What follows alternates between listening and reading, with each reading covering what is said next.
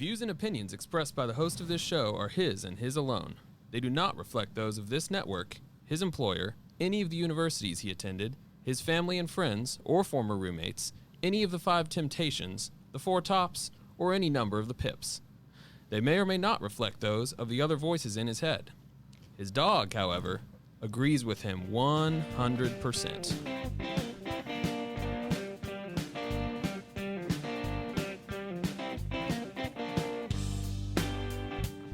And now, broadcasting from Venture X Studios in Frisco, Texas, it's the Snarky Parenthetical. Here's your host. He's highly caffeinated and mildly irritated. Here's Lathan Watts. All right, welcome back to the Snarky Parenthetical. Hope you're listening to this or watching to start your weekend, and we're going to give you some things to think about and maybe chuckle about. So let's jump right in. Today, Stan, we have kind of a sports-themed show. It's kind of the politicization of sports also, which is something that I find mildly irritating. But it is what it is. So we'll just jump right into it here at the top. We have transgender athlete Chelsea Wolfe says goal is to burn a U.S. flag on the Olympic podium. That's story number one that I want to get into when we talk about sports and politics. Because the main thing for me is the mixture of the two. Right. This person, who is a man who's a transgender woman competing on the women's U.S. freestyle BMX team in the Olympics. Freestyle BMX. She is the alternate on this team. Okay. And announced that the goal was to get on the podium so I can burn a U.S. flag while I'm on the podium. Now, I'm not going to really read the comments of what this person is so upset about because it's just inane. And there's an old saying like hell is being condescended to by an idiot. That's actually not an old saying. That's a new saying. It's one of mine that I hope catches on. Okay. So I'm not going to get into this person's grievance, okay? Because really, honestly, my opinion on this whole matter has nothing to do with what this person's grievance about America is. Right. Okay? The bigger principle for me is that things like the Pledge of Allegiance, the national anthem, sporting events, 4th of July fireworks, the Olympics every 4 years for the summer games. I mean, these are things where people as Americans who have very, very different views on a lot of different things. We fight amongst ourselves over just about anything and everything these days. Oh, yeah, we do. So we need a few things here and there where we can all come together and say, I'm here for America. Right? There are things, regardless of how different we view the country. Is the country perfect? Of course not. Nobody claims that it is because it's populated by imperfectible human beings. But no other country in the history of the world is as aspirational as this one. Nobody has done as much as this country has to try to fix the things that we mess up. And we continually try to make it better. Exactly. So we need things like the Olympics, like the national anthem, like the Pledge of Allegiance, like 4th of July, fireworks, whatever you want. There's a few things that we need to put aside that other stuff and say, you know what? It's very rare in the world where I am allowed to disagree with my government, with everybody else, and we sort of fight it out rhetorically. We don't handle this with guns in the streets. With maybe a few exceptions, Antifa, right, and that is something to be celebrated, and that and to be so grateful to live in a country that protects your right to do this. If you can't summon 2 minutes worth of gratitude while you're standing on an Olympic podium representing your country, or at the beginning of a professional sporting event where you were paid millions of dollars to play a sport, where in any other country you could not have the life that you are living here. Yes. Just to show a little bit of gratitude, just because you have the right to do something doesn't mean it's the right thing to do. Mm-hmm. And if you can summon just 2 minutes worth of gratitude for the country that makes that possible, during the national anthem, when you're on the Olympic podium, when people stand up to say the Pledge of Allegiance. If you can't, it says much more about you than it does the country. And to me, that's really what this is about. This is about drawing attention to this person. Because you're an alternate, dude. You're not even going to be on the podium unless somebody else gets hurt or can't do the job. You're like the first runner-up in a beauty pageant. Right. Yeah. So the chances of you being on the podium are probably maybe second or third runner. I mean, little ways down the line. Slim and none, and Slim just left town. Okay. So that's why I'm not trying to insult this person. I just get confused as to what I'm supposed to call him, her, whatever. Okay. This person announced this ahead of time because that's the way you get attention, right? Because the chances of him actually being on the podium, as I said, as an alternate, not that great. And whatever your grievance is, okay, you got people who are going to agree with you. You don't need to convince them. It's the people who are on the fence about whatever that issue is, or the people that disagree with you on that issue that you need to draw attention to your point of view. And if you do this, if this is how you choose to do it, they're never going to listen to what you have to say. Exactly. Because you chose to do it this way, they're never going to listen to you. Right. A large chunk of the population whose mind you need to try to change, according to you, is not going to listen to what you have to say because of the way you decided to say it. If you got to explain your protest, you're doing it wrong. Yes. And by the way, man, you ride a bike. Yeah. Right. Yeah. You ride a bike. This isn't the world's fastest man competition. Right. I mean, it's easier for me to understand how somebody, say in the NFL, the NBA, Major League Baseball, can delude themselves into thinking that people care what I think about politics because people pay a lot of money to watch them do what they do, and they make a lot of money to do what they do. I can almost understand how they can get into that mindset that I'm really important and people care about what I think, and therefore I should opine on blah, blah, blah, blah, blah. This dude rides a bike. Right. What percentage of the population is tuning into the Olympics to watch BMX freestyle bike riding? Yeah. And how's that in the Olympics? Yeah, that's a whole other topic. That's very low things on that the are list in the of Olympics that priority. Yeah. That are stretching the definition of the word sport. Okay. Right up there with curling. Exactly. And what it comes down to is style over substance. Yeah. This is a big flashy show that I'm going to put on. Yes. Okay, but what are you actually doing about whatever the problem is that you're upset about? And picking the moment of unity specifically to do it, that's exactly just supposed to bring some people together and give us something to cheer for. And right, and that's my whole point about all of this. Whether it's the the NFL, the NBA, whoever taking a knee during the national anthem, number one, don't try to claim it's a First Amendment right, because the First Amendment protects you from the government, not your employer. So all you professional athletes, you're employed by a team and the NFL. This situation might be slightly different because it's the United States Olympic Committee, which you could say is quasi-governmental, and then you might have a First Amendment claim. Okay. But like I said before, just because you have the right to do it doesn't make it the right thing to do. Yes. Exactly. So, I got one other thing, probably sports / politics related. And like I said, really the issue is the mixture of the two. Like, we need things, we've got to stop politicizing everything. Right. Does it all have to be intertwined? Can I get, a couple of weeks in the summer every 4 years where everybody's just proud of our country because we're better at this than other people? Sure. Right? Yeah. Like, hey, we win, So anyway, Supreme Court ruled unanimously that the NCAA had violated antitrust rules by restricting certain educational benefits to college scholarship athletes. Unanimously ruled this. Justice Gorsuch wrote the opinion and said that the district court had merely barred the NCAA from imposing restraints on beliefs related to education, related to education. He noted the district court gave considerable leeway in defining what constitutes an education-related benefit. He said the court it's our job to determine whether the district court properly applied the principles of antitrust law to this dispute, which, of course, it's concluded it did. Now, the interesting thing about this case is, oh, we lost Johnny Cash. My bad. The man in black. Oh. Yeah, things are falling apart today. He agrees.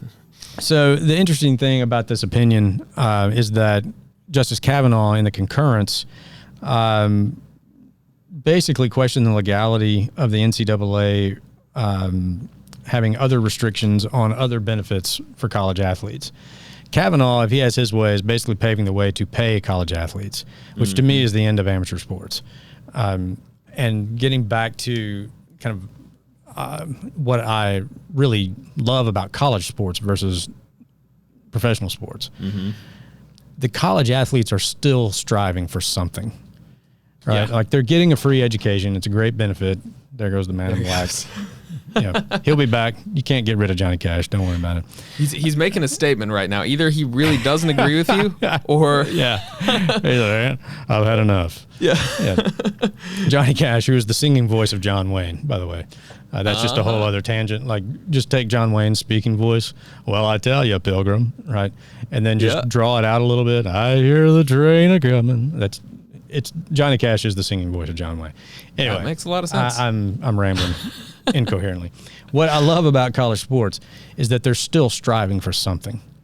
Yes. There's something else that they're playing for, right? And maybe it is to eventually be paid to play this sport. Sure. But they are getting an unbelievable benefit for what they're doing, which is a free college education. Those was like me, that mom and dad didn't make enough money to pay for college, but made too much money for me to get any sort of grant. So I borrowed every penny to go to college and law school. I just finished paying for that just a few years ago. Right. The only bill I paid every month that was bigger than my student loan bill was the mortgage on my house.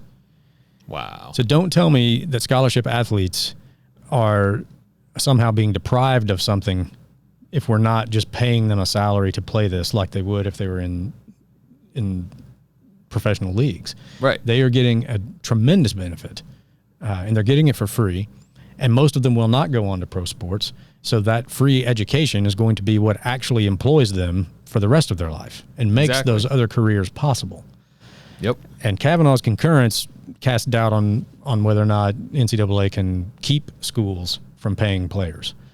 And as I said, I think it would be the end of college sports as we know it, because the big schools with lots of money will continue to pay more than the little schools who don't have much money. And you have the haves and the have-nots, and you'll have, even within the Big Five conferences, right, even within the SEC, there'll be schools, that'll come up with more money for a recruit, to pay him to play there, and guess where he's going to play, right? I mean, and then it's just, now we're just playing professional sports on a different level. That's really all it is. Right. You've just created a clone of something you already have. Yeah. With different caveats, but now it's just a different version of the same thing. Right. So, the Supreme Court decision, I think they got it right because the NCAA was restricting benefits related to education that other students get, and they were keeping it, they were restricting it from scholarship athletes. Well, you can't do that. You can't treat them differently. You can't treat them worse than everybody else. If it's an educational benefit, they can get it. The NCAA's position is that these educational benefits, like the definition starts getting blurry all of a sudden, it can sort of get into that, well, yeah, here's an educational benefit, that sort of looks, feels, and smells like money. Right. And so, but, the Supreme Court, applied the antitrust laws, said the district court had ruled properly. So it's another sort of example of the intersection between sports and politics, which is, I find, mildly irritating. Like I said, we need a break from politics. Like, stop politicizing everything. Like, it just seems like for some people, politics is their religion. Like, they just need something else. Just find something else in your life. Right. And I mean, for me personally, if we could reduce the role of government in the average citizen's life, then the politics would calm down. Stands to reason. If government didn't have so much to say about how you live your life every day, then election season would not be the be-all, end-all of some people's existence. And exactly. You wouldn't see the politicization of everything, right? I mean, just... Yep. Yep. So... Very true. Which brings me to... Actually, it doesn't. I'm just switching gears. We were talking about college sports, pro sports. One of the other things that I find humorous is just sort of the difference between the modern pro athlete and the pro athletes of even not that long ago, 20, 30 years ago. Exactly. Right? So I was talking to Stan, the man, about this, and he pulled up a couple of good examples to demonstrate this. So if you're listening to this, it's basically a compilation of LeBron James flopping all over the court. So if you're watching, I think we're going to have it on the monitor here. We've pulled the most egregious example, just to kind of illustrate how ridiculous it's gotten. All right, so boom. So today was game 1. Here we go. Oh, I jumped almost for a rebound.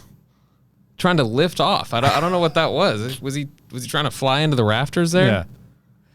I'm not sure. And then of course a fight has to break out. Right. So, and then we've got the slow-mo. Let's see. Let's check that out. It should be up here in just a second. You know, I don't even have to see it in slow-mo. It's a little ridiculous just on the face of it right there. So the flopping in the NFL, or the NBA, contrast that with, you got this other clip? Oh, yeah, here we go. Here's one of my all-time favorite moments in NBA history, which is the 84 championship series between the Celtics and the Lakers, and Kevin McHale instituting the no layup rule in the finals. That's right. Okay, here it is.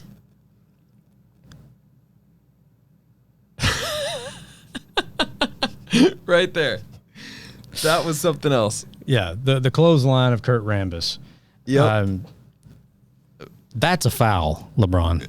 You want to know what a hard foul is? That's one. Mm-hmm. Those guys were not playing around.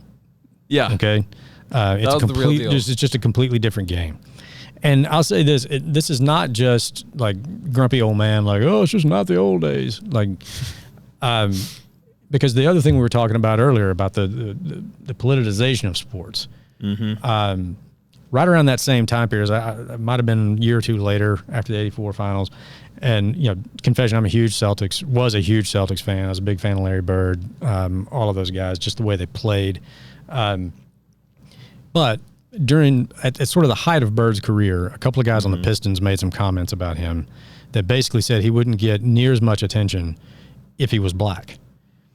And then reporter who recorded it went to Isaiah Thomas, who was probably the biggest name on the Pistons, and asked him, what do you think about this? And he basically said, well, I'd have to agree. If he was black, he'd just be just another good guy. Right. Now, this all came out like during either the playoffs or the finals.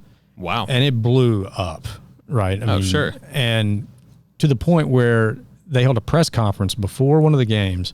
They had Isaiah Thomas there. Bird comes in like shorts and a jersey, like he just walked out of practice. And he just came in and sat down at the microphone and said, I don't really have a problem with what they said. It doesn't bother me. If it doesn't bother me, it shouldn't bother anybody else. And that's all I'm going to say about it. He turned around, shook Isaiah Thomas's hand, and walked out of the room. Like, there you go. Right? Can you imagine? That's how you deal with it, like a man right there. Right. Yeah. I mean, he did not want this to distract him. He was there to play ball, and that's all he was there to do. Mm-hmm. He wasn't trying to be your political leader. He wasn't trying to be anybody's punching bag for whatever social issue was going to be, and he wasn't going to get involved in it. To him, it was a distraction from winning a championship. That's what he was there to do. Exactly. It's what he's paid to do. Play ball and win. Yep. And you could tell how irritated he was that he even had to be there. Okay. Right. Now take that scenario right now and drop that in today's NBA and watch what would happen. We wouldn't hear anything else for 6 months to a year, and every player in the NBA would be forced to comment on it. Yep. And then the rest of us would have to listen to it. when we really just want to watch people play ball, right? Exactly. Because we're bombarded with this stuff everywhere else. Mm-hmm. So, there's politics and sports. Let's get it out of sports. Right. We need things, like I mentioned before, we need things that we can sort of unify around, okay? Mm-hmm. Because I also think sports is sort of the outlet for sort of our natural tribal instincts, like I got a theory about football, because I got a theory about most things, that football is, there would be more wars if we didn't have football. Because football, when you break it down to its elements, is the violent acquisition of territory, like by force. There you go. Right? And just look at all the metaphors in football, right? Where you place the ball is known as the line of scrimmage. That's a military term. Mm-hmm. You have the offensive line versus the defensive line, and they typically call that the war in the trenches. Yep. That's World War I. What do you call a long pass in the NFL? A bomb. Yep. What do you call the running game? The ground attack. Like, I'm telling you, this is men working out our need for violent acquisition of territory in a socially acceptable way. Exactly. Okay. Yep. And so sports is one of those things where we can sort of indulge that kind of tribalism. Like, we're Celtics fans, we hate the Lakers. We're Lakers fans, we hate the Celtics. Right? That's just the way it is. Yeah. Yeah. Mm-hmm. And except for the occasional riot after one of us wins a championship, we don't typically, resort to violence as we did several centuries ago in lots of different cultures, tribalism. So that's why keeping the other actual political stuff out of sports is so important to me, because then it can sort of, it can be that outlet. Right. Right. Mm-hmm. One quick example of this that's I just find kind of humorous is there's an NBA player named Kyrie Irving, who was making headlines all this past season, because he would just be absent from practices, absent from games.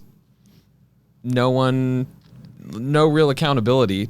People are just, they'd ask the coach, reporters would ask, and it'd just be, I don't know. He just didn't show up, and he just kind of does what he does sometimes, and that's how it is. And then so it comes out. He finally makes a public statement.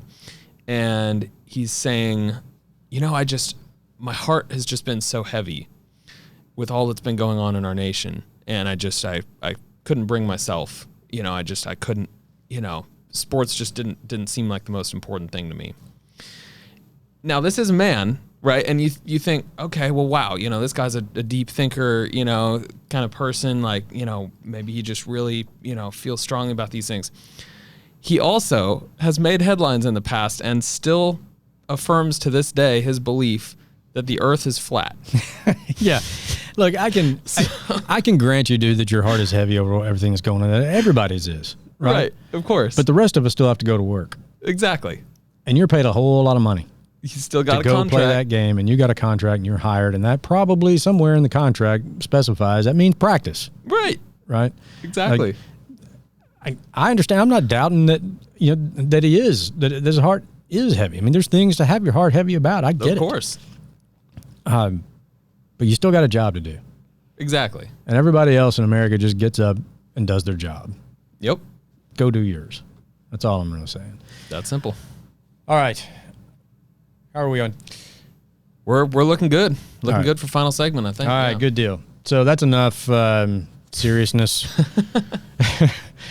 So here's a little thing that just sort of popped up in my world this week. Doing the grocery order, like the pickup at Walmart, like, order it online, they bring it out to your car. Right. One of the great things that came out of COVID, by the way. For sure. That's a great innovation right there. So we pull in, girl comes out, she's loading everything up. Do you approve the substitution? Yes, no, blah, blah, blah. Oh, yeah, and can I see your ID? I was like, what for? She's for the permanent markers. You're carding me to buy permanent markers? I just got to show you, I'm sure you're over 18. I was like, yeah, I'm well over 18. I'm getting carded to buy permanent markers. Wow. Like, we're living in a society, Stan. Yeah. And at what point has society devolved that we're now having to verify that you're mature enough to handle permanent markers? Like, At age 18, you can now be drafted to go fight for your country, and we trust you with permanent markers. Okay, it used to be you could buy a cigar, buy some cigarettes. Not anymore. That's now 21. Right. You can't go have a beer. That's also still 21 most places. So at 18, and you can vote. How about we make the requirement for voting the same thing as permanent markers? Just show me an ID, says who you are, make sure you're old enough that you still live here. Like, I don't get what the danger of selling permanent markers to people under 18 is. And I'll tell you this right now, like if it's a maturity level, I can tell you I've done some really immature things with permanent markers. And I was over 18 when I did them. Right. Okay. I'm not going to get into details here, but let me just say, because there's some guys who are probably going to watch this who are related to me through certain Greek organizations who understand that when one of us gets married the night before the wedding, we like to just give some well wishes to the bride-to-be for the wedding night. And we do those with permanent marker on the naked body of our brother. Permanent marker. But I was well over 18 when I did that. So if what we're trying to do is stop immature handling of permanent markers, I can tell you it ain't working. Right. It just baffled me. I was like, what do you mean? Of all the things, and I've never heard of that before. Is this a new thing? Or I don't know. Always? I don't know. Very strange. Yeah, I mean, I sort of get, like, you got to show ID, I think, to get Sudafed, because you get enough of it, you can make crystal meth, right? Sure. Permanent marker. I don't get it. I don't get it. That is a new one. So, there's a little something that happened to me this week. Just sort of lighten the mood for the end of the show here, since we got a little heavy with the other stuff. Right. So, permanent markers. You ever done anything immature with a permanent marker, Stan? I'll tell you what. If you count perhaps once or twice or 13 or 14 times drawing on a dry erase board and thinking I was using a dry erase marker. But you were using the permanent marker. I was using a permanent marker. Maybe that's it. Maybe the government's policy is to try to spare dry erase boards. That we're just spending way too much money as a country replacing dry erase boards by people who thought they were using dry erase markers but were actually using permanent markers. And so very well could be. We're going to have to start carding people when they buy these things, because we can't just have people out there running around willy-nilly marking on whiteboards, and the next thing you know, that's probably part of the infrastructure bill, by the way. It's like money for new whiteboards. There you go. Everything else seems to be part of the infrastructure bill. Oh, for sure. People are infrastructure now, I guess. Yep. You may be onto something there. That maybe that's it. Yeah, I think that could be behind it. And there's other things. I mean, man, I'm thinking back to grade school age now. I mean, huff and glue was a thing, right? So when am I going to get carded for the Elmer's glue? Or maybe I'm aged out now, But you're plenty old enough. Dating myself here, but but no, I mean, can't just have high schoolers out here buying glue and doing crafts. Yeah, completely Crazy unsupervised. Completely unsupervised. Right. Unsupervised crafts going on, dogs and cats living together. Mass hysteria. Man. It's weird sometimes the things society picks to it's a thing. Yeah, focus we're on. We're really gonna crack down on the underage permanent marker buying. But like you said, the ingredients to literally make a bomb that could really do some actual harm to people, perfectly legal to buy. Yeah, at any age, pretty much. Yeah, I'm not going to go into what those ingredients are here on the show. but yeah, not that. Yeah, exactly. All right. Oh man. Thankfully, I did not go into the ingredients so that I can now say I think we've done enough damage for today. See, there we go. There it is. I want to thank JPK Network, all of you for tuning in again. I forgot. Today's show sponsored by El Pollo Hermano, the chicken brothers. Chicken so good, it's actually almost addictive. really good chicken, you do not want to mess with the owner. All right. That's for sure. Yeah, I almost forgot that. I did not institute a new dress code. I just, came straight from the office. So here it is. Go. We were talking about some serious things, so I, kept the serious dress code for a little while. Anyway, thank you to the JPK Network. Thank you to all of you checking us out. Hope you have a good weekend. We will be back next week. It's the Snarky Parenthetical on the JPK Network.